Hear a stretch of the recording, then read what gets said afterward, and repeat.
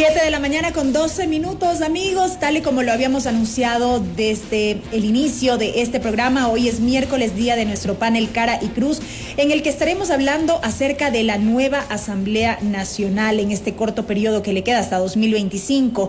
Planteábamos la interrogante, otra vez destinada a la división, nos referimos a la legislatura. Vamos a consultar este y otros temas hoy en este panel, donde nos acompañarán Melania Carrión, especialista legislativa, Vladimir Andosilla, especialista legislativo, y Paulo César Gaibor, también especialista legislativo, a quienes les doy la más cordial bienvenida a este espacio. Y quisiera arrancar esta entrevista con Melania. Melania, bienvenida, muy buenos días. Antes de aterrizar en lo que será la composición de esta nueva asamblea, todavía no se conocen evidentemente los resultados definitivos de este último proceso electoral. Está pendiente esta repetición de elecciones en el exterior, con lo cual se conocerán quiénes serán los legisladores que representen a los ciudadanos en el exterior en las 3 circunscripciones electorales. Pero más allá de ello, yo quería arrancar con usted, Melania, pidiendo una primera mirada respecto de lo que nos dejó esta muerte cruzada y todo este tiempo en el cual el país no ha contado con la función legislativa como tal, con una asamblea en funciones. Melania, bienvenida, buenos días. Muchísimas gracias, Belkis. Buenos días a usted, buenos días a la audiencia y a los compañeros que están en la radio. Creo que lo que nos deja un poco este proceso de muerte cruzada, llamada así, ¿no?, que es al final del día, de desinstitucionalización, un proceso en el cual se ha evidenciado una fractura democrática y evidentemente un rol que la Asamblea Nacional, por más cuestionado que sea tiene que cumplir en esa institucionalidad democrática. Entonces, mi primera apreciación es de que en efecto lo que tenemos es un proceso de quiebre democrático que tiene que recomponerse y que las fuerzas políticas deben entender también que no es un periodo más o un periodo normal como los demás periodos legislativos, sino que incluye una profunda reflexión también y responsabilidad también frente a lo que significaría este proceso de recomposición democrática.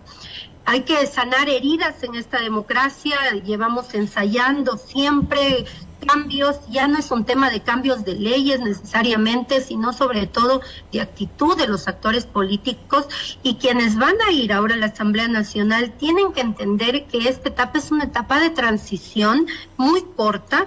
Evidentemente todos los procesos se van a reducir y van a tener que priorizarse temas, comprendiendo esta particularidad. Es necesario transmitirle a la ciudadanía, y eso tiene que entenderlo la nueva Asamblea, tienen que transmitirnos esa posibilidad o esperanza de que un futuro distinto en las relaciones entre el Ejecutivo y el Legislativo es posible, de que además es posible priorizar los grandes temas de la agenda nacional sin que esto signifique en efecto lo que hemos visto, ¿no? Es decir, agendas muy de proyectos políticos, agendas de organizaciones, agendas de sectores en particular, y creo que los ecuatorianos han dado un mensaje de que queremos algo más allá de esa confrontación.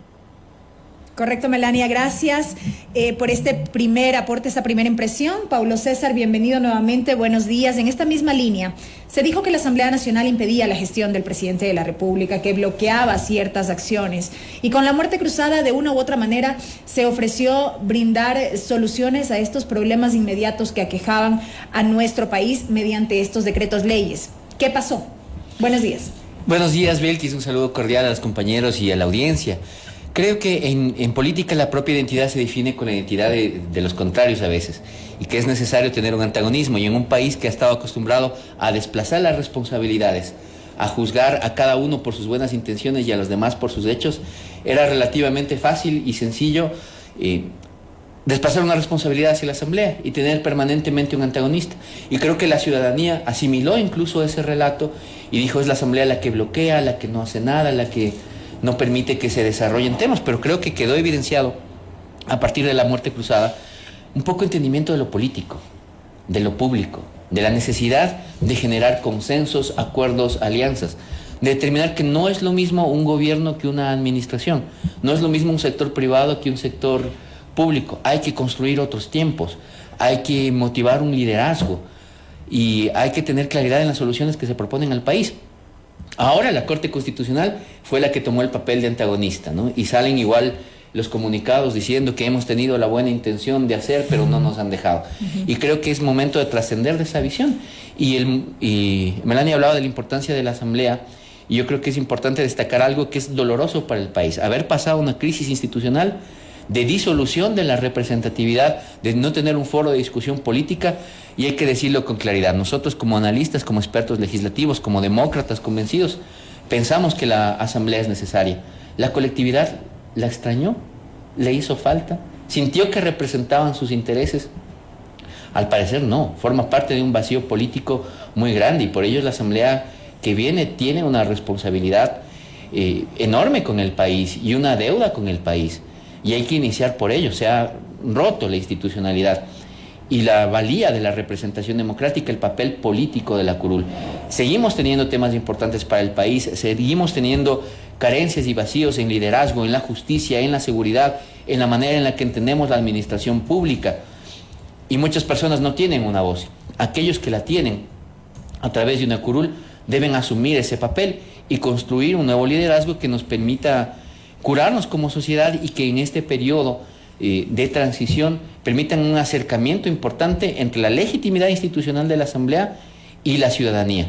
La ciudadanía lo que ha estado es al margen de las disputas políticas, y es necesario que quienes ejercen esta representación no pongan a la ciudadanía en medio del fuego cruzado, y que más bien la Asamblea sea aquella institución que cumple ese papel de ser la voz ciudadana en medio de las disputas políticas y en la discusión de los grandes temas nacionales que quedaron durante un tiempo en el vacío. Correcto. Vladimir Andosilla, bienvenido también nuevamente, buenos días. ¿Era realmente la anterior asamblea la antagonista, esta suerte de enemigo del gobierno? ¿Qué pasa con los pesos y contrapesos y la importancia de que esto exista? Muy buenos días, Belkis, buenos días a mis compañeros de panel, y buenos días a todos y a todas que nos escuchan y nos ven por Sonorama. El Parlamento dibuja la correlación de fuerzas políticas que está establecido en un momento concreto. Es el antagonista sobre la base de que fue un gobierno con una muy baja aceptación que pasó a segunda vuelta. Recordemos que entre Lasso y Yacu la diferencia fue de muy pocos votos.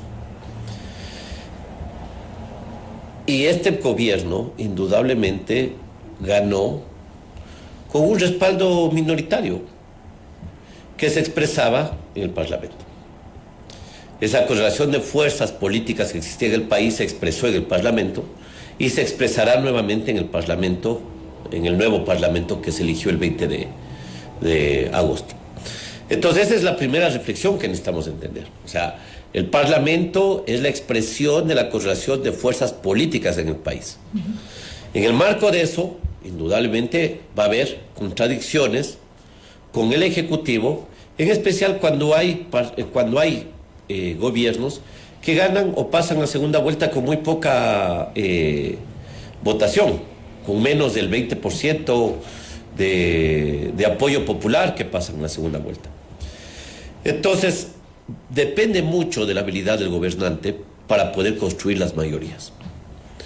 Y depende mucho sobre la base de que se construyan esas mayorías no con base a la corrupción, a la compra de votos, sino de la construcción de agendas mínimas. No estamos pidiendo que un gobierno de derecha se convierta en izquierda o un bloque de izquierda se convierta en un bloque de derecha, no. Pero sí hay agendas mínimas que tienen que establecerse. Por ejemplo, la nueva Asamblea Nacional tiene que establecer en este año y medio temas mínimos de discusión. Y los temas mínimos van más allá de las ofertas electorales. Incluso no estuvieron en las ofertas electorales, porque parten de realidades materiales concretas. El Parlamento tendrá que resolver temas en los actuales momentos que son urgentes en la agenda legislativa, porque quedó suspendida ese debate, quedaron suspendidas votaciones, quedaron suspendidos tiempos que tienen que cumplirse. Entonces, la oferta electoral posiblemente pase a un segundo momento. En temas de fiscalización, hay temas urgentes que tienen que ser tratados. Por ejemplo, solamente por dos cosas. Ajá.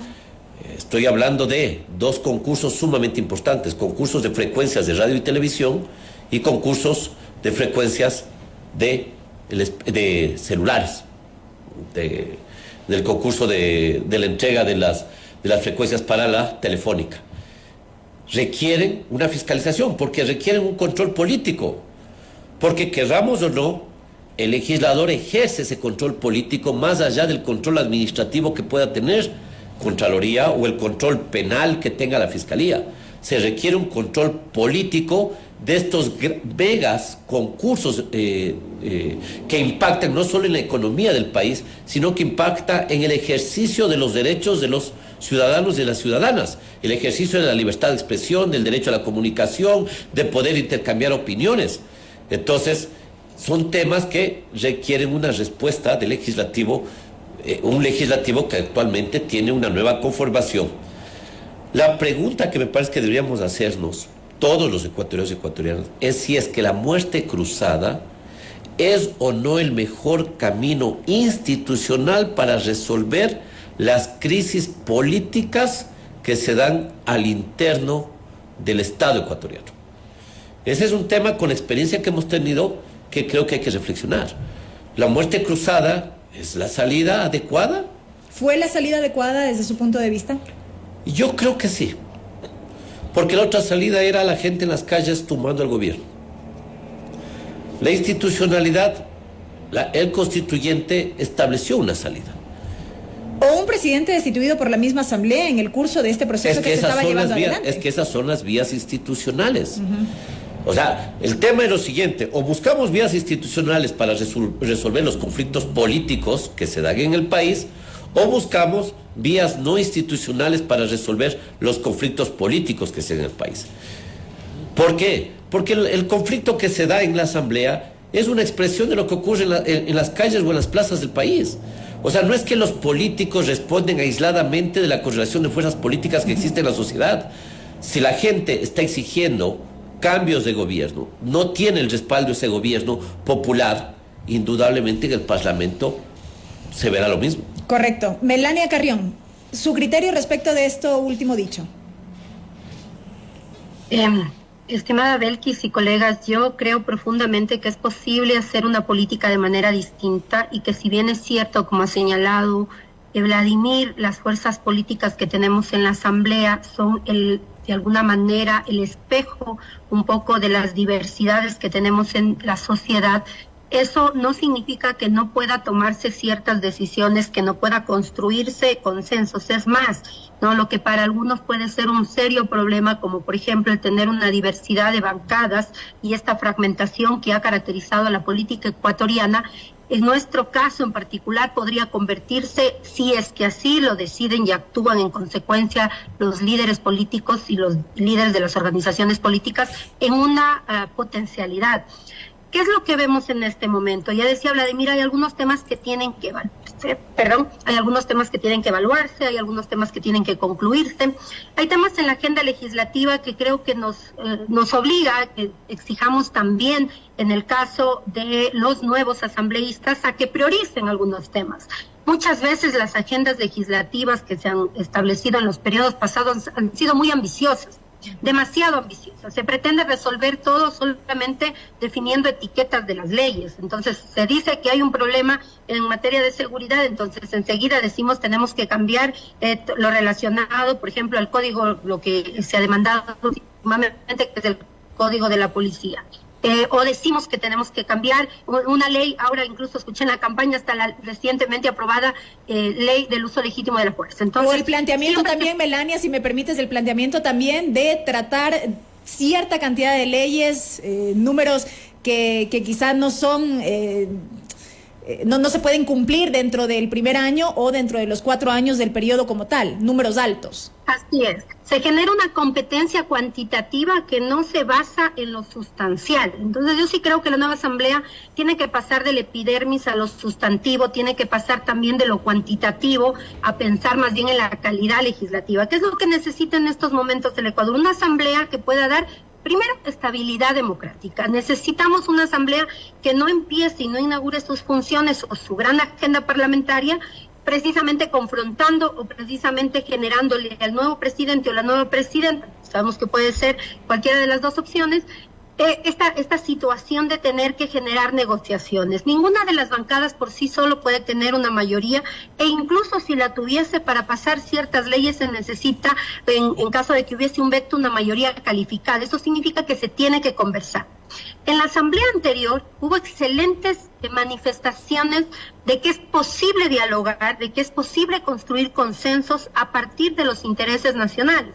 Y hoy sí quiero resaltar, por ejemplo, la Comisión de Seguridad en ese entonces, que pudo conciliar las distintas visiones en leyes que eran posiblemente muy complejas, como la misma ley del uso legítimo de la fuerza, pero que al final del día logró los consensos necesarios y procesó las distintas preocupaciones de las bancadas e incluso del Ejecutivo. Es decir, hemos visto que es posible. ¿Qué es lo que se necesita? Ver, sí, ¿qué es lo que de alguna manera quisiera en lo personal transmitir a los nuevos asambleístas? Se necesita una visión realmente de país, se necesita querer hacer patria, se necesita querer hacerlo de la manera correcta. Eso significa no llegar a inaugurar nuevamente otra etapa de diezmos, de pedidos específicos, o de pensar que la asamblea es una catapulta para otro tipo de intereses y que esta etapa simplemente lo que va a garantizar es esa catapulta. Entonces, necesitamos asambleístas que tengan claro eso, que tengan claro que hay que hacer patria, que hay que hacerlo de la manera correcta y que hay que hacerlo, Belkis, con excelencia, porque tampoco se trata de sacar leyes al apuro,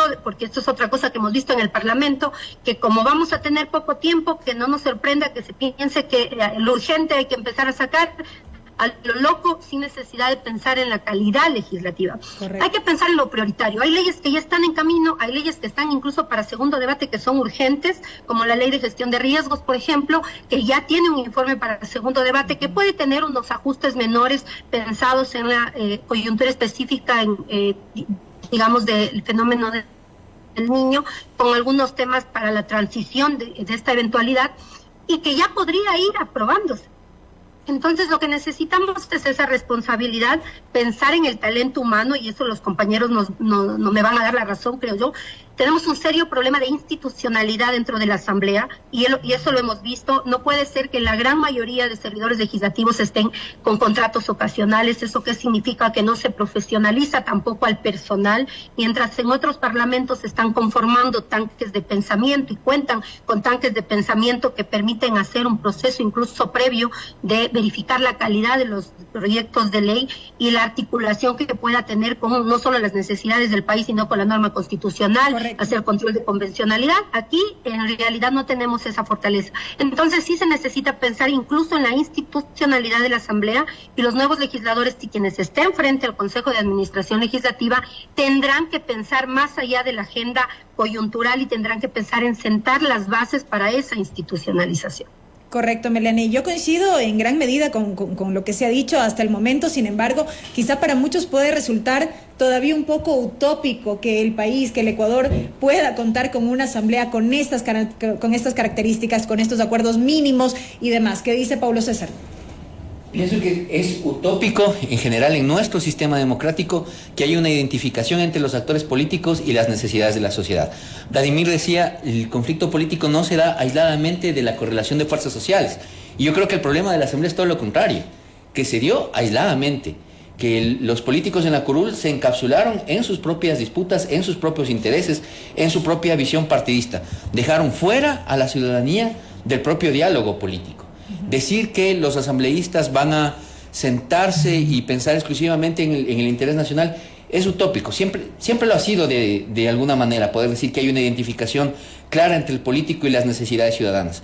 Pero es necesaria. Es decir, si es que en algún periodo ha sido indispensable, necesario para evitar una mayor fractura institucional, democrática, para evitar que quede en cuestión la legitimidad de nuestras instituciones es precisamente este periodo, un periodo corto, un periodo de transición que debería ser no para volver a aquellas mismas prácticas, pero de modo express, sino que debería permitir estabilizar al país para entrar ya en un periodo que permita tomar decisiones a largo plazo.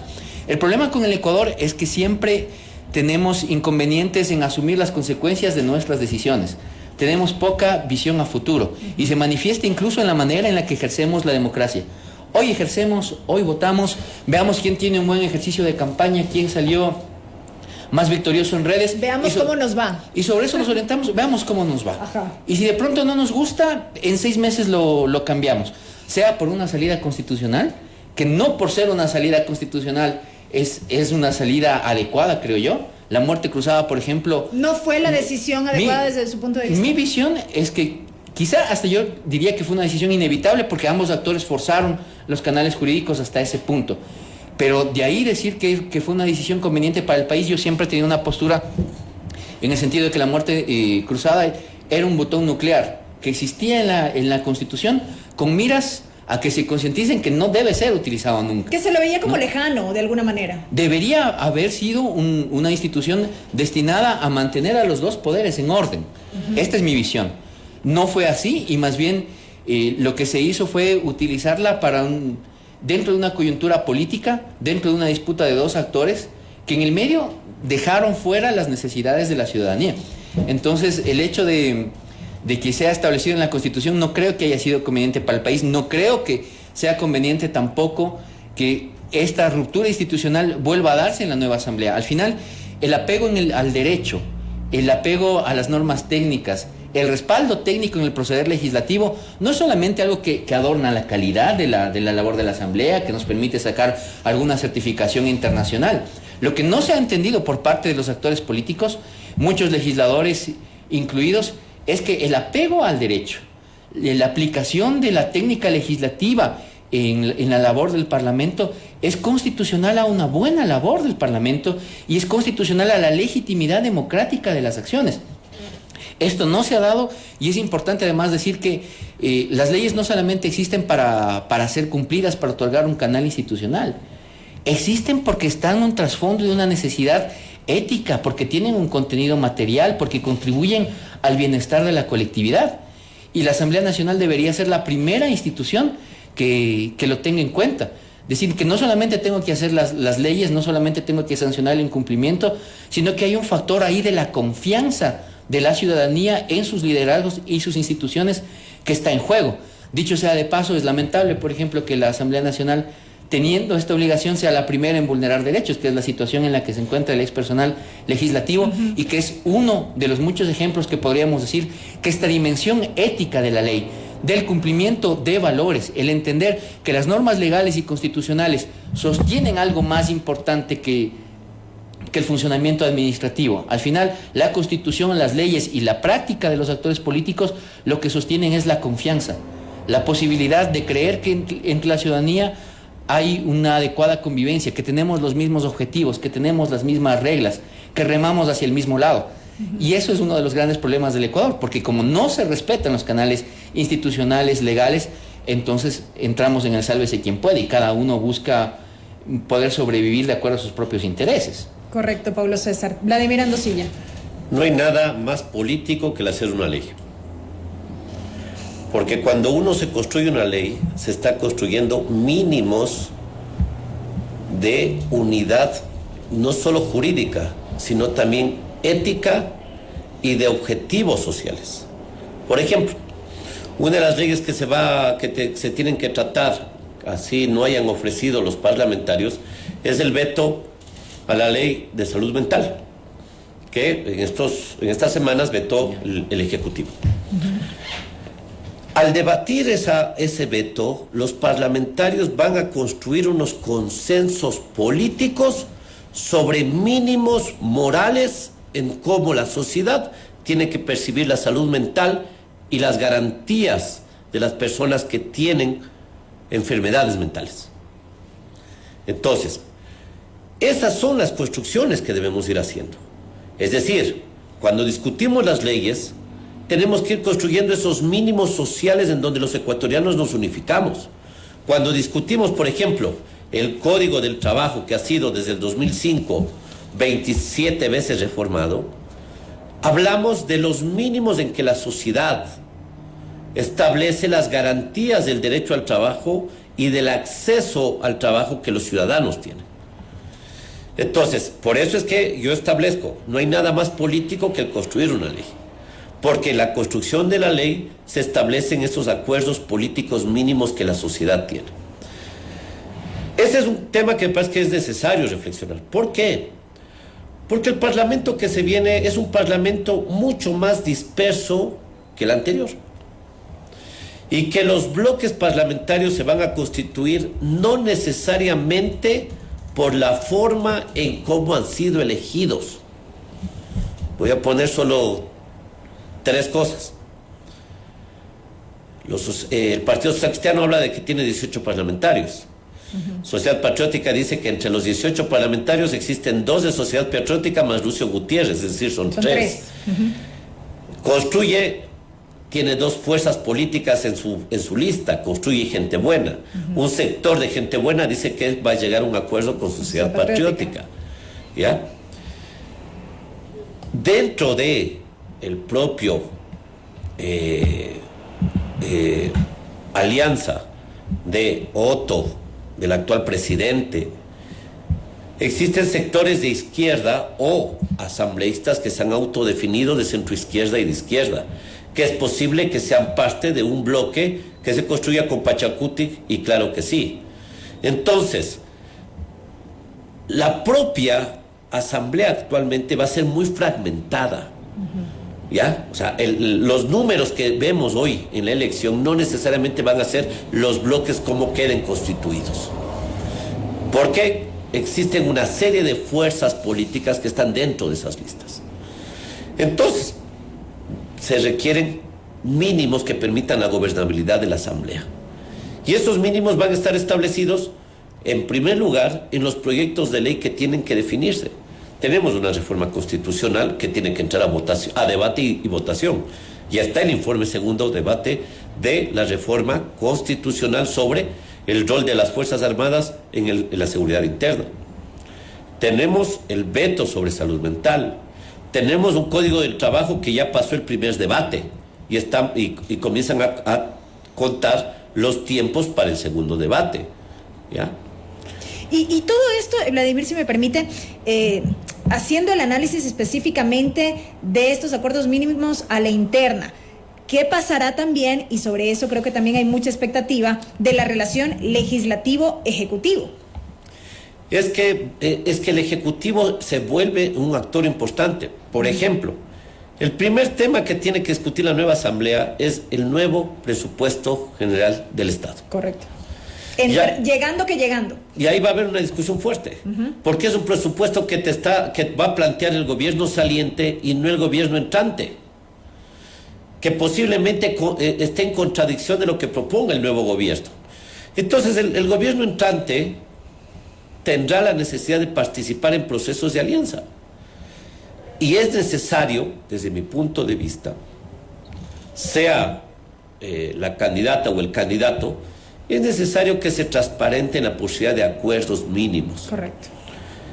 Es 1 año y medio. No es nada descabellado que haya un gabinete de transición. No sería nada extraño que pase eso. Pero sobre la base de mínimos. Porque si es que vamos a levantar todo como más o menos el gobierno que se va quiso implementar mediante decretos, leyes, toda la agenda neoliberal del país, si esa es la visión de uno de los candidatos, va a haber choques en el Parlamento. Como ya los vivimos. Por eso. Correcto.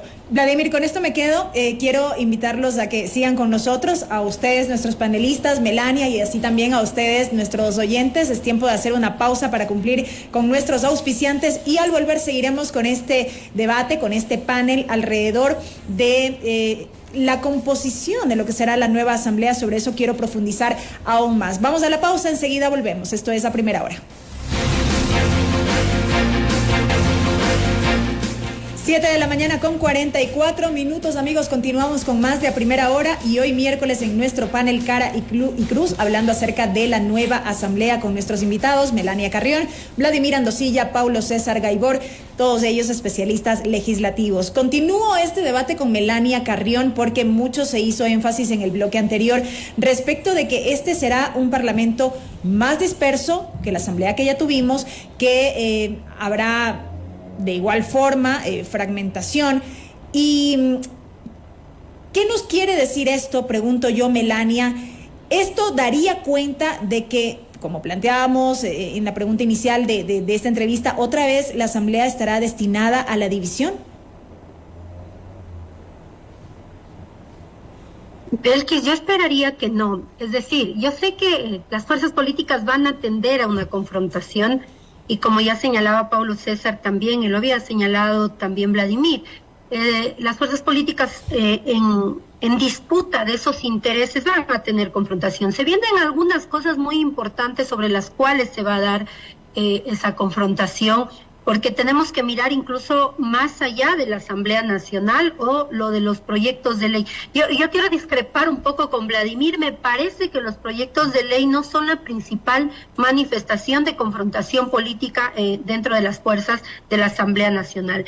Más bien tengo la ligera impresión de que los proyectos de ley sí ponen de manifiesto esa confrontación, pero más bien la confrontación se da sobre otros elementos. Por ejemplo, quién tiene mayor o menor presencia dentro de, o la influencia dentro de un Consejo de Participación Ciudadana y Control Social, en la designación de autoridades, si hay o no hay un juicio político a favor o en contra de determinadas autoridades o cuerpos colegiados.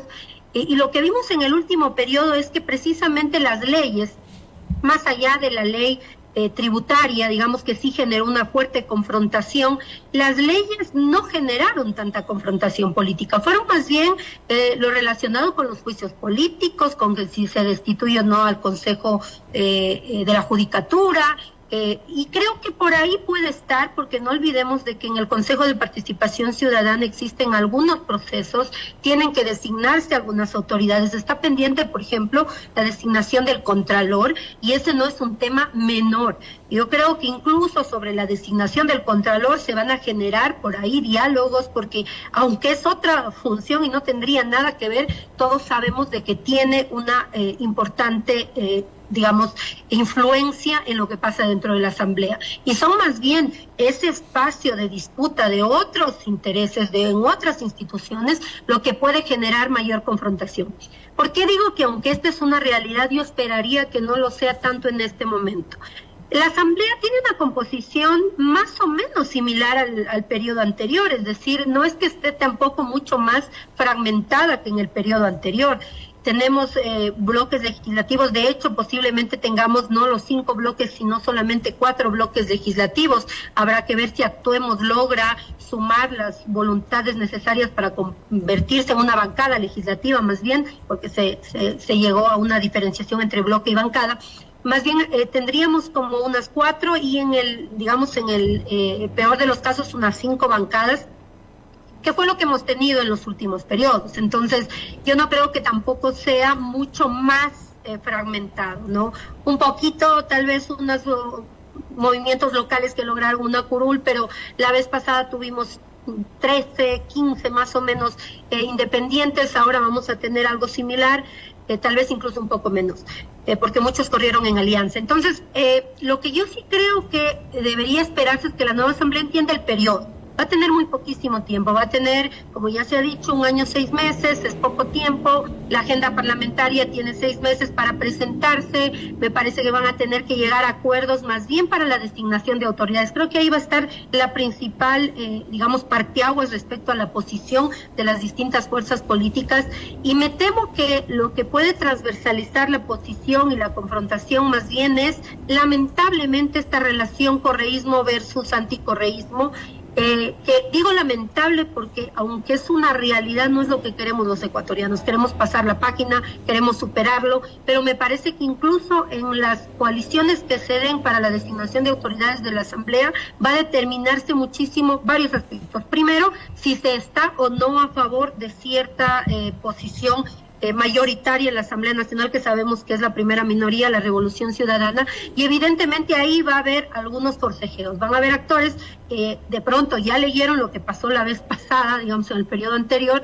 en donde no precisamente esa cercanía resultó muy positiva luego para la fuerza política como organización política ya en términos electorales. Vimos que quienes se acercaron no resultaron precisamente premiados, entonces posiblemente haya ese cálculo de una parte. Segundo, que quienes lleguen van a estar pensando en el 2025, nos guste o no nos guste, tanto en el Ejecutivo como en el Legislativo, van a estar pensando en el 2025, y esa es una gran ausencia incluso de los planes de gobierno. Belkis, si uno ve los planes de gobierno de los dos candidatos que van a ir a la segunda vuelta, ninguno está considerando el análisis respecto a lo que se va a hacer con la Asamblea Nacional. Eso me ha llamado a mí profundamente la atención. Siendo un tema crucial para la gobernabilidad, siendo un tema crucial para la puesta en marcha de cualquier proyecto o agenda, al final del día lo que vemos es de que no se ha hecho ese análisis al detalle. Nadie está planteando cómo va a mejorar la relación con la Asamblea Nacional en sus planes de gobierno. Esperemos que ahora en esta segunda vuelta haya esa lectura y entiendo yo ya se empiecen a generar esos mínimos acuerdos. Correcto. Y también que se pueda escuchar a la ciudadanía. La ciudadanía está pidiendo cambios de forma de hacer la política. Pensaría yo que hay... Como pedía también cambio de actores al interior del Parlamento, y esto es precisamente lo que se cuestiona, ¿no? Que no lo vemos en esta nueva asamblea, o no lo veríamos. Vemos nuevas caras, yo estoy viendo nuevos rostros, hay algunos que sí, en efecto, ya los conocemos, se han repetido, digamos, cromos repetidos que le llaman, pero yo creo que también es un reconocimiento a la labor que han realizado, a lo que han sido, digamos, de alguna manera han empatizado con las causas de la ciudadanía, y eso no se puede satanizar. Correcto. No se puede satanizar a quien ha sido de alguna manera premiado por el voto, porque algo debió haber hecho que le significó al ciudadano ese voto de confianza. Correcto, Melania. Entonces, yo creería que sí hay condiciones como para que puedan existir esos mínimos acuerdos. Me temo que va a estar marcado por este correísmo, anticorreísmo, la cercanía o no con la primera minoría. Y bueno, ahí veremos qué pasa ya luego ese primer día de instalación de la Asamblea, que siempre es uno de los momentos, y van a coincidir los compañeros conmigo, es uno de los momentos más emocionantes dentro del seguimiento a lo que se hace en la Asamblea, es esa primera sesión. Con la designación de las autoridades. Vamos a ver qué pasa. Ajá. Correcto, Melania. Paulo César, respecto a la composición, en cuanto a números, digamos, esta asamblea en efecto sería de alguna forma similar a la anterior, pero también vemos la irrupción de estas nuevas fuerzas políticas, y ahí yo consulto cómo se vislumbra el accionar de estas nuevas fuerzas. Bueno, consolidar con nuevas fuerzas políticas llama un poco la atención porque no tenemos bloques propiamente consolidados, o nos plantea también la interrogante si es que estamos decidiendo por coyunturas o por visiones. Hay visiones programáticas, visiones políticas que aglutinen a los actores, que puedan evitar factores como el transfugismo en las decisiones políticas de la Asamblea Nacional. Hemos votado en el Ecuador por el relato presidencial que ha arrastrado determinadas candidaturas, o votamos nosotros como ecuatorianos tendientes a una visión ideológica, tendientes a una manera de ver el futuro del país y cuáles son los mejores mecanismos para solucionarlo. Yo creo que no, y eso nos deja también en la necesidad de configurar un tablero legislativo que pueda delimitar en los dos escenarios que tenemos. Vamos a tener un oficialismo y vamos a tener una oposición que va a ser un factor determinante para cualquiera de los dos candidatos que ahora postulan, ¿no? Entonces, ese oficialismo y esa oposición va a dirigirse por factores programáticos o por factores pragmáticos o por factores de negociación. Creo yo que es importante no repetir los errores de la anterior asamblea, y uno de ellos fue precisamente no guiar la actuación de los parlamentarios en una visión programática, en una visión de largo plazo para el país. Este es un periodo de transición, pero abrirá el camino hacia una decisión que el país debe tomar para un periodo mucho más largo y que requerirá cambios y transformaciones. Pero en este periodo, la actuación de la Asamblea, el desafío ¿cuál es? Ir más allá del interés personal, de la visión partidista, del aspecto de negociación. Yo pienso que no soy tan optimista respecto a esto. Aún no se han sentado las curules. No se han sentado aún las curules y ya hay disputas internas, ¿no es cierto? Y es un error de la anterior Asamblea Nacional, el hecho de no haber claudicado en esos puntos y organizarnos en función de visiones más grandes. Votamos siempre por la coyuntura. Votamos siempre por quien me permite tener una visión. Y esto es un error para los legisladores, ojo, en el anterior periodo. El haber llegado con el respaldo de una importante votación presidencial, un poco les permitió decir que son los actores más relevantes políticamente en un determinado momento y empezar esa disputa. La elección subsiguiente, que fue esta, determinó que eso es muy coyuntural. Ese es un aspecto que puede tener una votación importante en un periodo y la votación siguiente diferir y perder completamente los espacios. Esto nos lleva a que el legislador considere que si bien llega con un respaldo importante de una visión de arrastre presidencial, ya son sus actuaciones dentro de la curul la que determinarán si es que cumple o no con legitimidad la misión que el pueblo le ha encomendado. Y en esto también, una vez más, tenemos como ecuatorianos que asumir una corresponsabilidad con nuestro voto, con nuestra decisión. Este es un periodo de transición que exige una mayor vigilancia por parte de la ciudadanía, un mayor compromiso por parte de la ciudadanía, el abrir foros de discusión que permitan ir monitoreando la actuación de la Asamblea Nacional. Debemos pasar no solamente de la fase de queja de las personas a quienes nosotros hemos puesto en la curul, a una etapa de compromiso ciudadano y de participación que nos permita estar permanentemente en un periodo corto, además, monitoreando que sea una actuación ética, apegada a derecho y comprometida con los intereses del país. ¿Que llevaría a la ciudadanía a qué? Esta corresponsabilidad de la que habla y este monitoreo permanente de la gestión del Parlamento, ¿qué permitiría al ciudadano en concreto? Creo que es necesario que como ecuatorianos cambiemos nuestra visión. Insisto, somos una sociedad que tiende mucho a desplazar sus responsabilidades. Me quejo de la Asamblea Nacional, siendo yo quien como ciudadano he determinado a quienes van a hacer las curules y no tengo un compromiso con el futuro. Es decir, sacamos el carnet de votación y ahí queda el compromiso democrático. El llamado, y esto se puede hacer desde los foros ciudadanos, desde los medios de comunicación, desde la labor técnica de los especialistas legislativos, desde la academia, es a contribuir con la necesidad de una mejor asamblea, de una mejor legislación y de un mejor control político. Eso no puede concebirse ahora, al menos, como una exclusiva responsabilidad de los legisladores. Es potestad de los legisladores. Pero si todos los ciudadanos no intervenimos en política, comprometidos a cambiar los esquemas y los valores con los que nos hemos venido desarrollando hasta el momento, pues la crisis institucional y democrática se ahondará. Tener memoria de alguna manera. Tener memoria histórica y compromiso con el futuro es un llamado a la ciudadanía. Es decir, los legisladores son nuestros representantes, pero ahora ya no deberían tener una carta en blanco. Es necesario siempre el ojo vigilante de la ciudadanía. Vladimir Andosilla. Hay algunos factores que necesitamos analizar y que todavía nos determinan que no está muy claro el panorama político. Por ejemplo, ¿qué es lo que va a pasar cuándo se van a proclamar los resultados? Porque recordemos que luego de proclamados los resultados se tienen 15 días para que se constituya. Está pendiente la votación de los asambleístas del exterior. Con lo cual no se podrán proclamar resultados definitivos. Y está pendiente los asambleístas nacionales. Entonces, eso es la primera inquietud que hay que tener, porque esas elecciones indudablemente van a estar influidas por los hechos que ocurran en la segunda vuelta.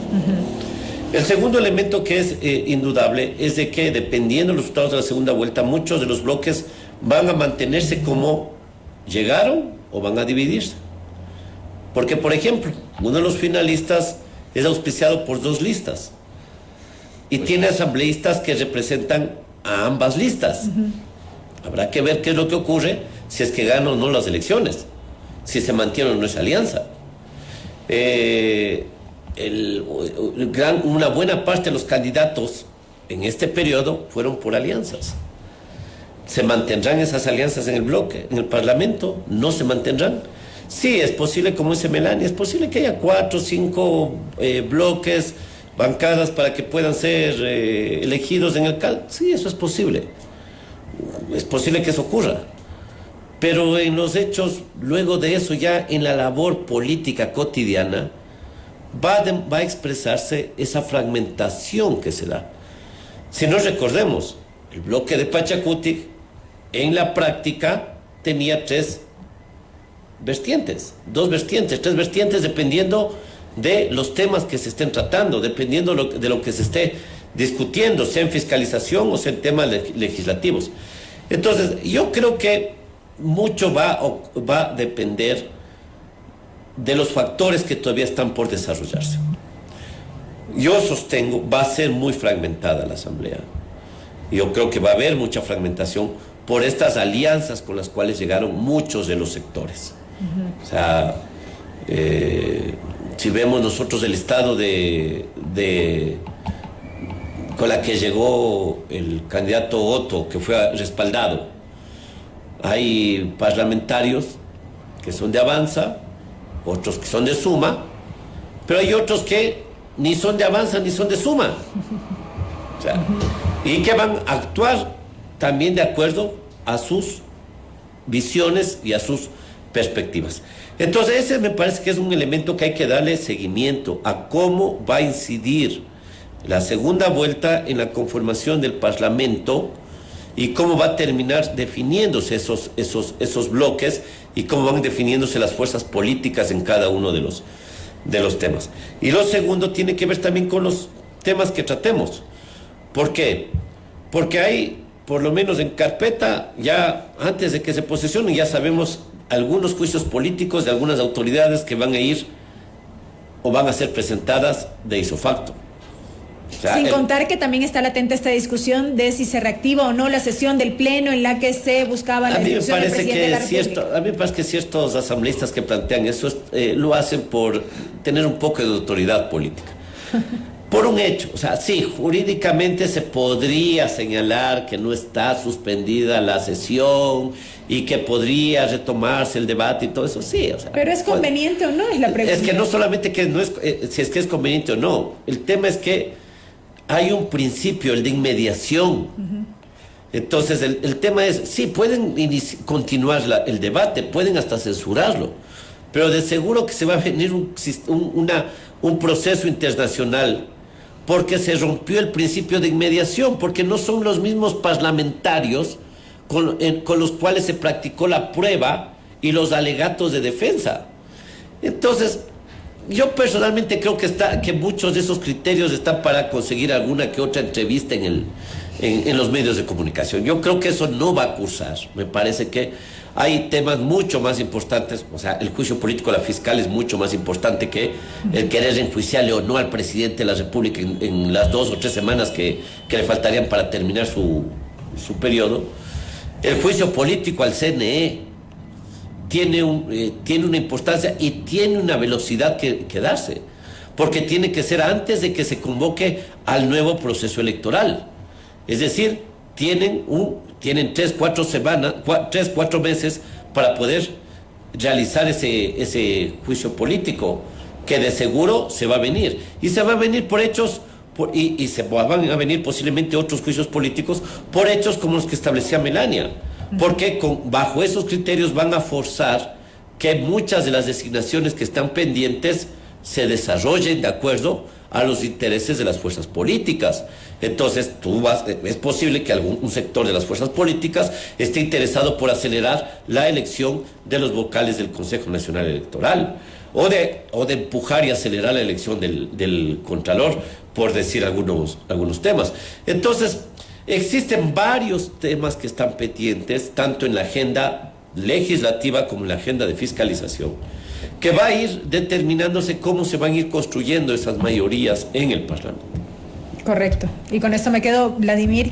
Gracias a ustedes por habernos acompañado hoy. Sin duda alguna nos quedan muchísimos temas todavía que abordar alrededor de la expectativa que genera esta nueva asamblea en este corto periodo que tendrá para estar en funciones. Gracias, Vladimir Andosilla, gracias a Paulo César Gaibor y también gracias a Melania Carrión, quien se ha conectado con nosotros vía telemática para participar en este espacio, en este panel acerca de la nueva asamblea. Amigos, son las 8 de la mañana con 3 minutos, nos vamos a una pausa y al regresar continuamos con más entrevistas aquí en A Primera Hora.